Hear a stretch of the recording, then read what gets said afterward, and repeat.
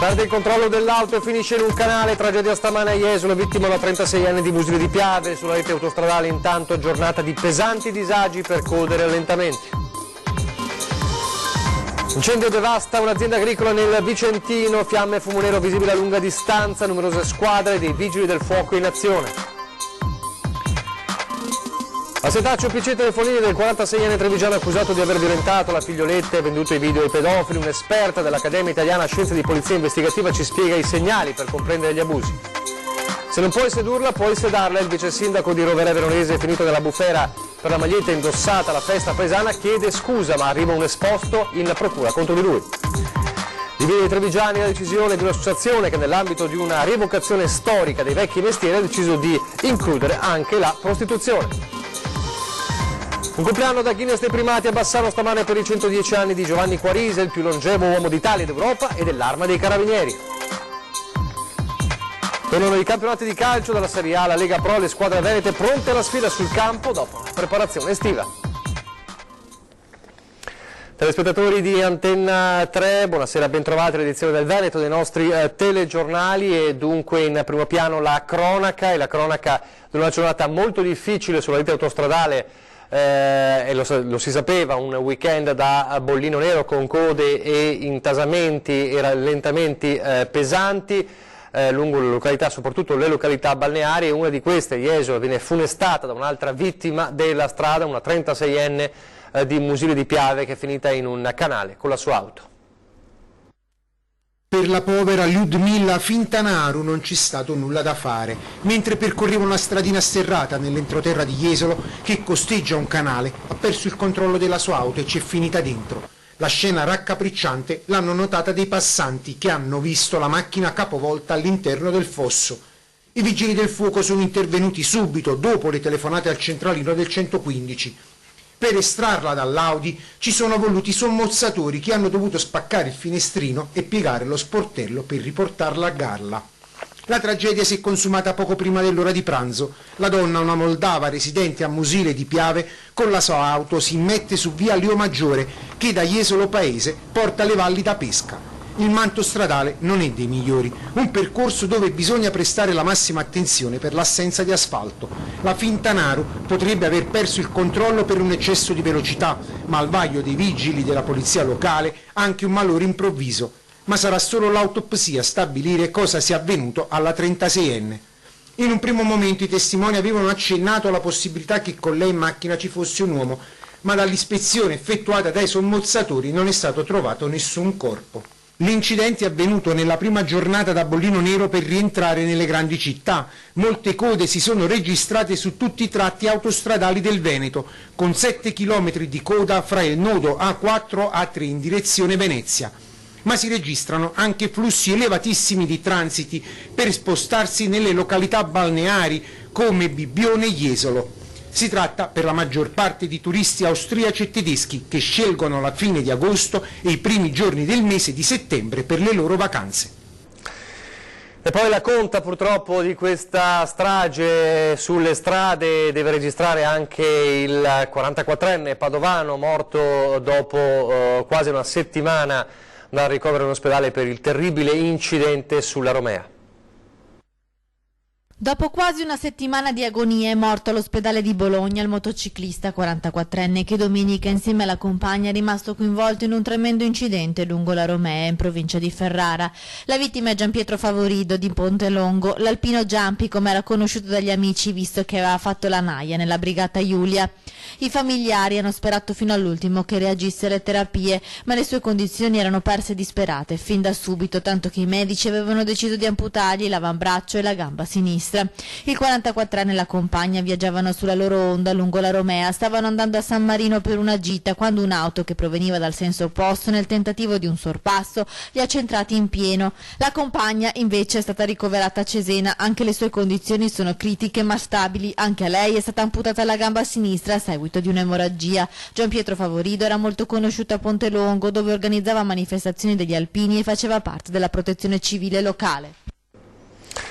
Intanto l'autorità giudiziaria di Vicenza ha dato il nulla osta oggi alla data dei funerali dell'anziano trevigiano, lo ricorderete, travolto e ucciso ad Asiago domenica scorsa. Intanto è indagato il conducente. Saranno celebrati lunedì 26 agosto alle 16:30 nel Duomo di San Nicolò Vescovo di Motta di Livenza, il paese dove risiedeva, i funerali di Gian Giacomo Guglielmi, il 96enne investito da un'auto in centro ad Asiago domenica scorsa.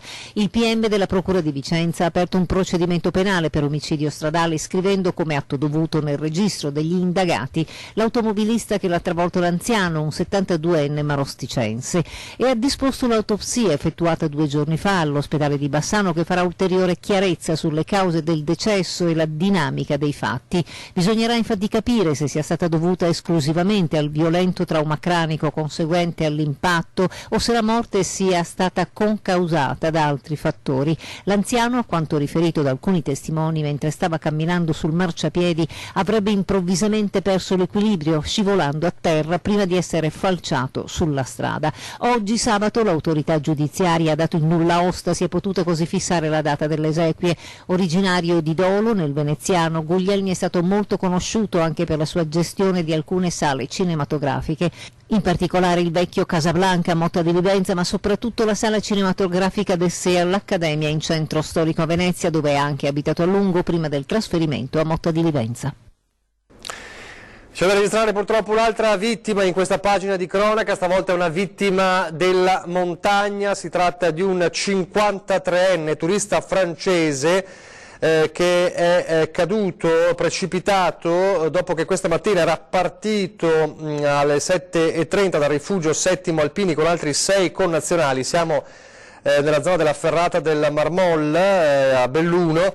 E purtroppo appunto poco prima delle 14 la centrale 118 è stata allertata perché appunto i connazionali lo avevano visto precipitare intorno alle 13:45. Al momento dell'incidente la parte alta della montagna era avvolta dalla nebbia, è stato difficile il recupero della salma, vedete nelle immagini appunto del soccorso alpino. La salma è stata trovata a circa 2500 metri di quota, 150 metri sotto il punto in cui era caduto, dunque è precipitato per 150 metri, la salma è stata ricomposta ed è stata trasportata appunto con un verricello, mentre i suoi compagni sono stati ristorati purtroppo sotto shock per quanto accaduto. E adesso la paura per l'incendio che questa mattina ha devastato un'azienda agricola nel Vicentino. Siamo a Monticello, Conte 8.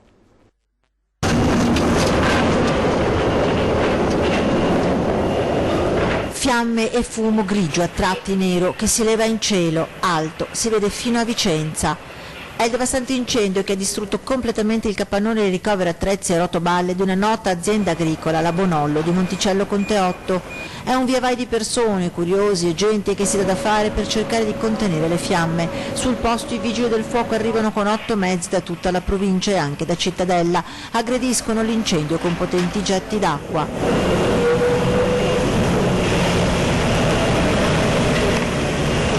La famiglia di agricoltori guarda attonita le fiamme divorare il frutto del loro duro lavoro, mentre altri rapidamente, temendo il peggio, smontano il tetto della Pompeiana. Non si sa mai, qualche favilla potrebbe arrivare fino a lì.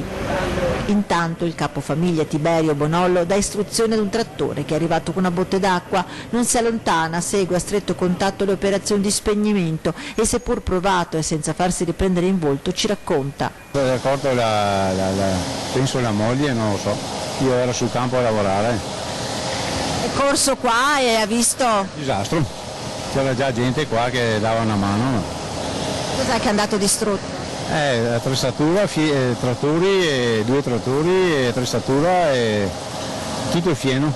Si parla di almeno 1 migliaio di rotoballe che stanno bruciando, il cui spegnimento è quanto mai difficoltoso. I vigili del fuoco ne avranno per ore e ore. Secondo lei cosa può essere stato? Autocombustione. È la seconda volta che il fuoco si porta via il capannone della famiglia Bonollo, l'altra volta nel 2009. Sul posto, oltre a molti curiosi, è arrivato anche il sindaco di Monticello Conte 8 che conosce da tempo la famiglia. Sono venuto subito, quello che mi dispiace è che la famiglia conosco bene, il titolare Tiberio è un amico e quindi sono molto dispiaciuto di questo. Mi auguro che i danni non siano ingenti e che possa riprendere subito la sua attività in maniera totale. Ancora la cronaca, al setaccio, PC e telefonini del 46enne trevigiano accusato di aver violentato la figlioletta e venduto i video ai pedofili. Intanto un'esperta dell'Accademia Italiana Scienze di Polizia Investigativa ci spiega i segnali per comprendere gli abusi sui minori. Computer, telefonini e altre apparecchiature elettroniche sarebbero già nelle mani degli investigatori che stanno indagando sul caso del papà trevigiano 46enne arrestato con l'accusa di aver abusato nella loro casa della figlia da quando la piccola aveva 2 anni e mezzo fino ai 4. Secondo gli inquirenti poi l'uomo avrebbe ripreso le violenze vendendole sul deep web, il mercato nero della pedopornografia internazionale. La piccola intanto si trova in una struttura protetta dove, spiegano gli esperti, dovrà iniziare al più presto un percorso di recupero per lenire le ferite causate dall'incubo vissuto, incubo che nella nostra regione sembrano dover affrontare molti minori. Nei primi 6 mesi del 2019 sono stati infatti 500 i bambini e i ragazzi vittime di abusi presi in cura dalle equip specializzate nelle ULSS.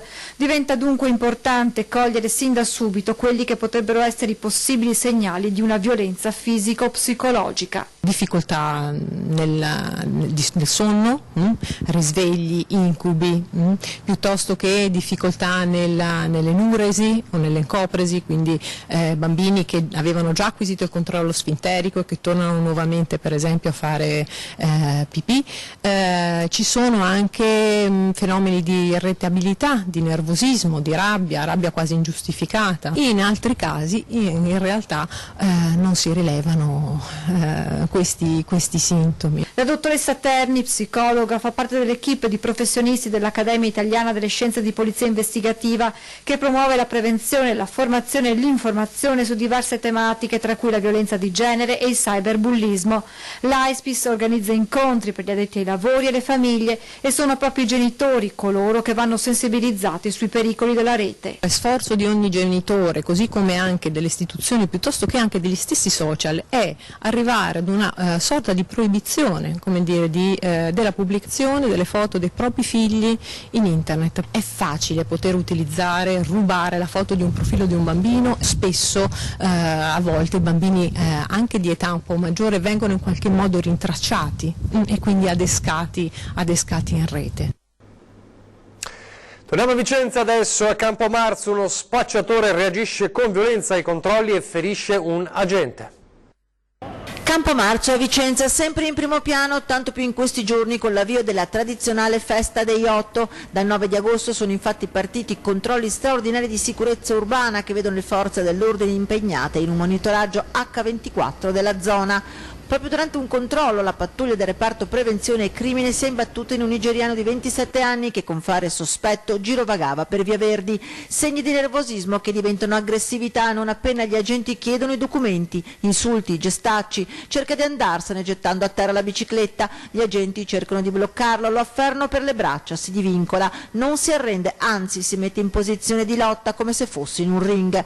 I 3 cercano di tenerlo, il 27enne cerca più volte di morsicare le mani, sono minuti concitati. Nei momenti concitati dell'ammanittamento per 2 volte il soggetto ha cercato di portare la propria mano verso la fondina che conteneva la pistola. Alla fine riescono ad ammanettarlo, ma nel mettergli le fascette per bloccargli le gambe sferra un calcio che colpisce uno degli agenti alla mano, fratturandogli il quinto metacarpo della mano sinistra e procurandogli una prognosi di 30 giorni, contusi anche gli altri agenti.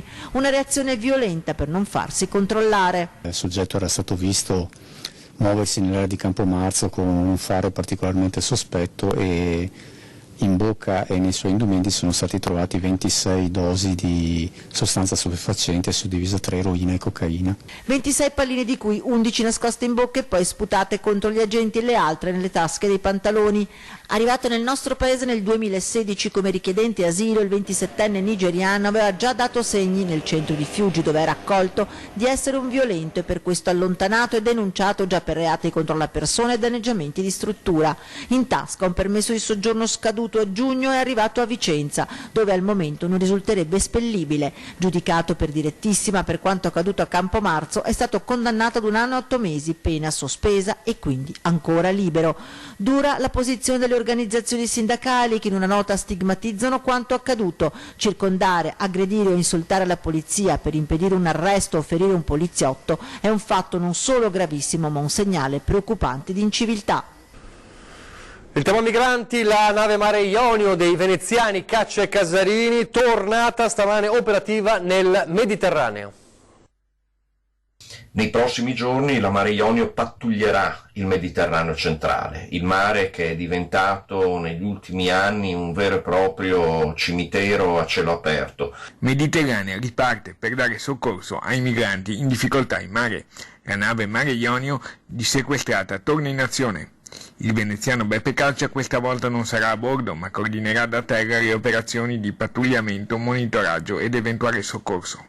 Imbarcato invece come armatore e capo della spedizione il veneto Luca Casarini. Racconta Beppe Caccia appena rientrato a Venezia. Dalle 7:30 di questa mattina la nave Mare Ionio di operazione mediterranea Saving Humans si trova in area SAR libica, cioè in quell'area di ricerca e soccorso nel Mediterraneo centrale che è stata attribuita da 2 anni a questa parte alle cosiddette autorità libiche. La nave Mare Ionio era sotto sequestro dal 19 maggio. Giovedì scorso la Procura di Agrigento ha dato il via libera.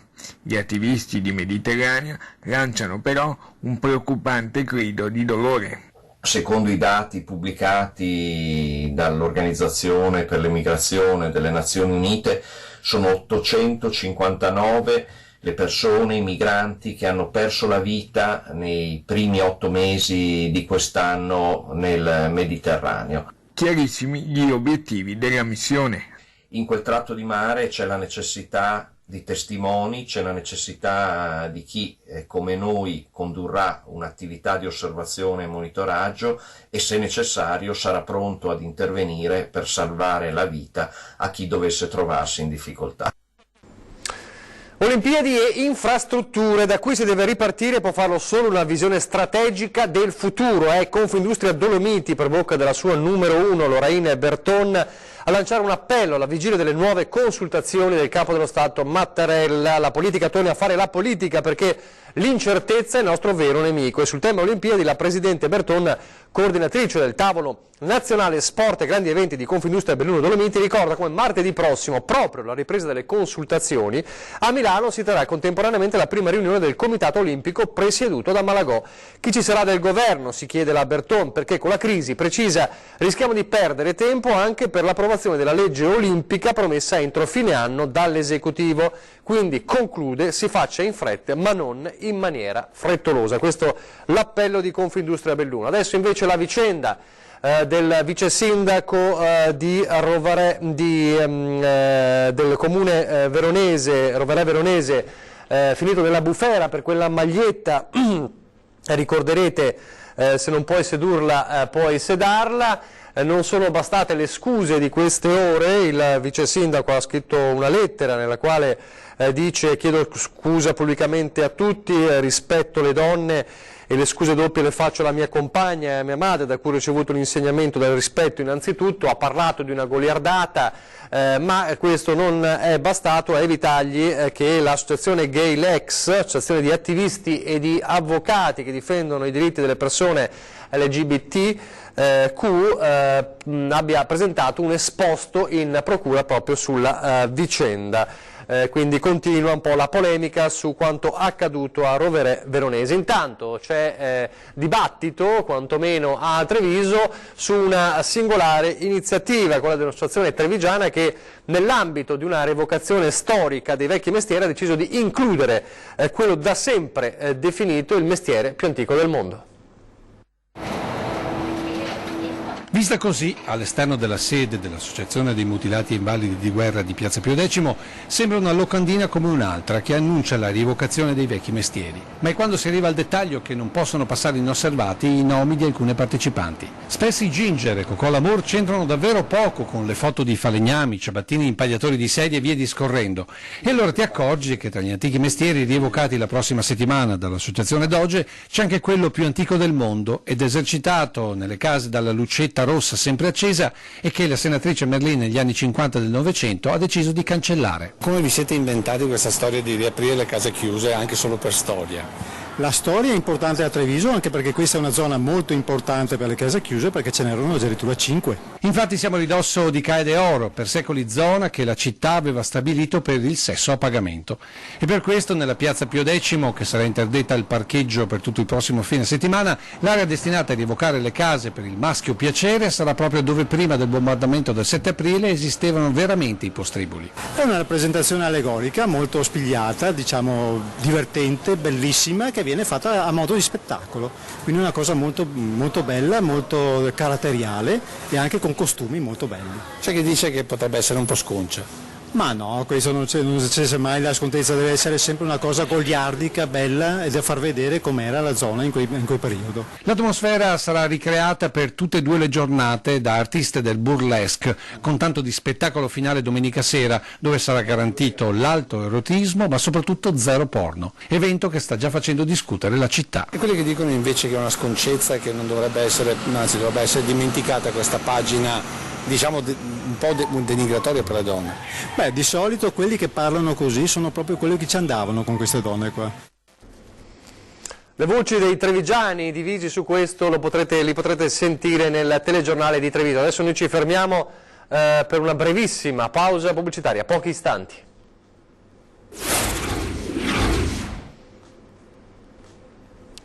Retro. Eccoci in studio in diretta, allora riprendiamo con il telegiornale del Veneto, andiamo a Bassano del Grappa, un compleanno davvero speciale, spesso si dice, ma questa volta è veramente speciale, 110 anni, un compleanno da record.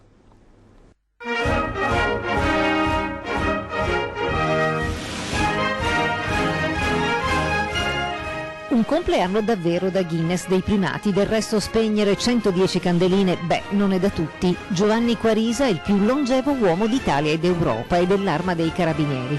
Stamattina a rendergli omaggio nella sua abitazione di via Don Bosco a Bassano c'erano tutti, dal generale di divisione Giuseppe Lagala, comandante della Legione Carabinieri del Veneto, il comandante provinciale colonnello Alberto Santini, il comandante della compagnia di Bassano Adriano Castellari in partenza per Salerno, il comandante della stazione di Bassano Vito Sitran e i rappresentanti dell'Arma in congedo Romano Italo Bettiati e Rosario Tucci. Anche il governatore del Veneto Luca Zaia ha mandato i suoi saluti. Si è morto tutta la regione, e adesso cosa c'è qui dentro adesso? È contento? Sì, guarda. Ma secondo lei, se io voglio arrivare a 110 anni come Giovanni, come lei, come devo fare?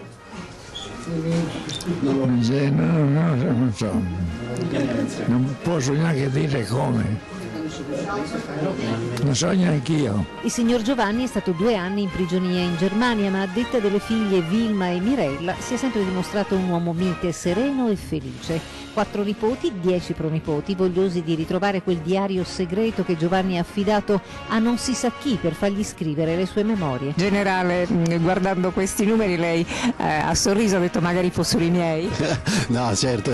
Beh, un bel insegnamento che anche il signor Giovanni ci dà, insomma, ha puntato Giovanni Quarisa. Mi fa piacere anche ricordare il grado e la sua appartenenza all'Arma anche a così distanza di tempo. È una bellissima testimonianza di amore verso l'istituzione e quello che l'istituzione rappresenta in Italia, cioè quindi il compito che l'istituzione ha da ormai oltre due secoli. Quindi generale, forse il segreto di questa longevità sta nell'indossare una vostra divisa? No, sta nel fare il proprio, tenere una condotta di vita che è allineata ai valori proprio, ai valori dell'arma, alla dedizione, quindi mantenere anche una condotta di vita educata nel senso sia nel fisico che sia nella mente. Lo andiamo a salutare stringendogli la mano, ma lui, uomo d'altri tempi, alla bella età di 110 anni, non dimentica la galanteria verso la giornalista che lo ha appena intervistato, stupisce tutti e mi saluta così. Complimenti anche per la galanteria al nonno Giovanni. Adesso lo sport, perché ripartono i campionati, sono già ripartiti, la Serie A già è iniziata, i campionati di calcio, quindi attesa finita per i tanti appassionati di calcio, riparte la Serie A, la Serie B, la Lega Pro. Questa sera alle 21, a proposito di squadre venete in campo, la ripartenza del Venezia che esordisce in casa contro la Cremonese, il fischio di inizio al Penzo alle 21, una squadra non facile all'esordio proprio per il Venezia. La Cremonese è una delle più forti in campo, una delle più favorite per tornare in Serie A, con il club arancio-nero-verde invece che reduce, come sappiamo, da un campionato tribolato nel quale è arrivato al ripescaggio seguito ai guai del Palermo, rinforzato l'organico con nuovi acquisti, ci sono però degli uomini infortunati, insomma non sarà un esordio facile per i ragazzi di mister Dionisi. Questo è il Venezia, e poi c'è anche il Padova che riparte dalla Lega Pro.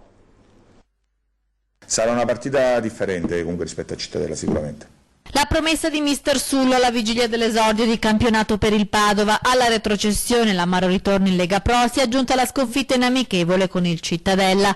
Domenica, con la trasferta in casa della Virtus Verona, vedremo un Padova diverso, assicura l'allenatore, più grintoso, preparato e determinato. Obiettivo portare a casa 3 punti e iniziare bene il campionato. I biancoscudati, rinforzati in tutti i reparti con gli acquisti di questi mesi, negli ultimi giorni si sono allenati con intensità e attenzione. Io ho avuto la sensazione che la squadra voglia fare prestazione, voglia confrontarsi, e via via che si sta avvicinando la partita, gli allenamenti sono sempre più di attenzione e di cura del particolare, quindi questo mi fa prospettare la voglia di fare prestazione. La formazione che affronterà la Virtus Verona, il mister ce l'ha già pronta al 99,9%. In campo sicuramente ci sarà Minelli, questo è l'unico nome svelato. I misteri invece aleggiano sul modulo. La partita e il campo, ha detto Sullo, portano a delle modifiche in corso d'opera.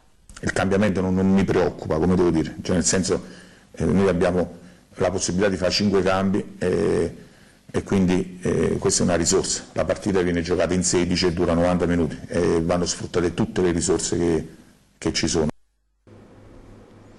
È tutto per questa edizione del Veneto, vi lascio le previsioni del tempo, grazie per averci seguito e arrivederci.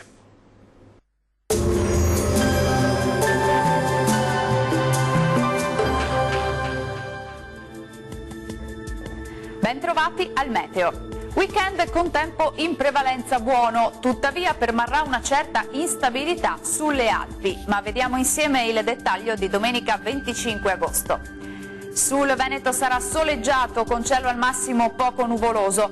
Attenzione solamente a frequenti temporali che culmineranno nel pomeriggio lungo le zone di montagna e localmente fin verso le pianure. Vediamo anche le temperature, le minime saranno comprese tra 19 e 23 gradi, valori massimi oscillanti invece tra i 29 e i 32 gradi. Ci spostiamo ora sul Friuli Venezia Giulia, dove avremo una giornata soleggiata ovunque, ma non si escludono dei piovaschi sui settori montuosi durante le ore pomeridiane. Sempre bel tempo invece altrove. Temperature minime tra 21 e 24 gradi, massime comprese tra i 30 e i 32 gradi. Uno sguardo infine al Trentino Alto Adige, dove sarà soleggiato ovunque al mattino, poi tenderà a peggiorare con qualche acquazzone a carattere sparso, come vediamo. Temperature minime sui 19 gradi, valori massimi compresi invece tra 31 e 32 gradi circa. Bene, dal meteo di Antenna 3 per ora è tutto, io vi do appuntamento al prossimo aggiornamento. Arrivederci!